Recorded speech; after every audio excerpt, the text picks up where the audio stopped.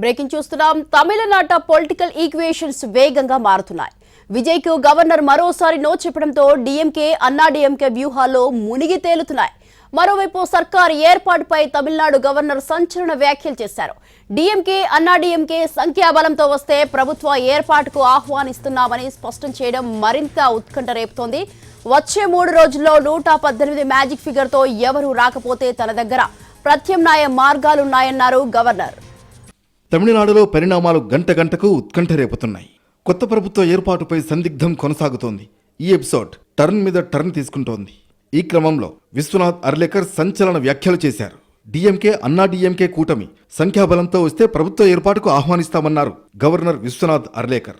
Magic figure numbers ముఖ్యం, head count కాదని స్పష్టం చేశారు. మెజార్టీ లేకపోవడం అన్నది ఒక్క విజయ్ సమస్య మాత్రమే కాదు, తమిళనాడు సమస్య అని గవర్నర్ విశ్వనాథ్ అర్లేకర్ అన్నారు. మైనార్టీ ప్రభుత్వాన్ని ఏర్పాటు చేసి బేరసారాలకు అనుమతించలేవని తేల్చి చెప్పారాయన. విజయ్ని మెజార్టీ నిరూపించమని తాను అనలేదని, మెజార్టీతో వస్తేనే ప్రభుత్వ ఏర్పాటుకు అనుమతిస్తామని తెలిపామని గవర్నర్ చెప్పుకొచ్చారు. కానీ వారు అలా చేయలేదని, దీనికి తాను ప్రభుత్వాన్ని ఏర్పాటు చేయకుండా ఎలా అడ్డుకుంటున్నట్లవుతుందన్నారు. ఏఐడీఎంకే డీఎంకే కలిసి ప్రభుత్వాన్ని ఏర్పాటు చేసే అవకాశం ఉందని, ఎస్ఆర్ బొమ్మాయి కేసులోని ఉత్తర్వు దీనికి వర్తించదని అంటున్నారు గవర్నర్ విశ్వనాథ్ అర్లేకర్. గవర్నర్ కామెంట్స్తో అన్నా డీఎంకే కూటమి తెరపైకొచ్చింది. మరోవైపు పుదుచ్చేరిలో తన ఎమ్మెల్యేలతో ఈపీఎస్ కీలక వ్యాఖ్యలు చేశారు. గుడ్ న్యూస్ వింటారు, తొందరపడి టీవీకే వైపు వెళ్లొద్దని సూచించారు. అంతేకాదు ఎమ్మెల్యేలతో సంతకాలు తీసుకున్నారు ఈపీఎస్. ఈ ఉదయం పుదుచ్చేరి నుంచి చెన్నైకి వెళ్లనున్న ఈపీఎస్ గవర్నర్ను కలిసే ఛాన్స్ ఉంది. ఈ నెల 10వ తేదీ వరకు డీఎంకే ఎమ్మెల్యేలు చెన్నై దాటి వెళ్లకూడదని స్టాలిన్ ఆదేశించారు. మరోవైపు టీవీకేతో చర్చల కార్యక్రమాన్ని రద్దు చేసింది వీసీకే పార్టీ.